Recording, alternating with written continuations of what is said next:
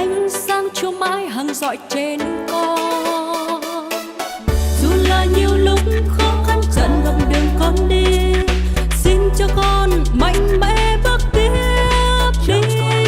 Ban cho con đức tin và lắng nghe những lúc con buồn, miệng con hoa ca tình yêu Chúa mãi thôi. Vâng Ngài ơi, này con đây hãy sai con, để con đem tình Chúa đến trong đêm mịt mù. Vâng này con, tôi tớ của Chúa trên cao, hãy cho con là nhân chứng yêu thương của Ngài. Thế giới nhiều điều vui thay, tất cả dừng lại khi con biết đến một tình yêu cao nhã.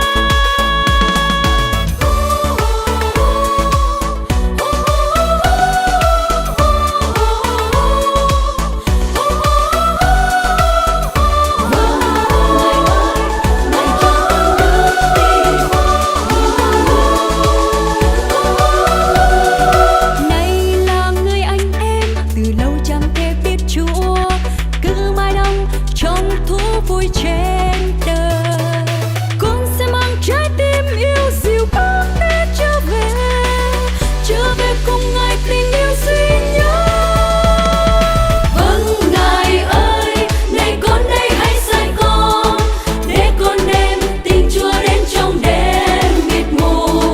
Vâng này con, tôi tớ của Chúa trên cao, hãy cho con là nhân chứng yêu thương của Ngài. Con đây là người phương xa, chỉ có tin yêu, từ bỏ tất cả tìm đến Ngài. Đi theo tình Ngài nên con cũng chẳng lo gì, vì con được nhiều khi Chúa đã thương ban. Vâng Ngài ơi, này con đây hãy sai con, để con đem tình Chúa đến trong đêm mịt mù. Vâng này con, tôi tớ của Chúa trên cao, hãy cho con là nhân chứng yêu thương của Ngài. Vâng Ngài ơi.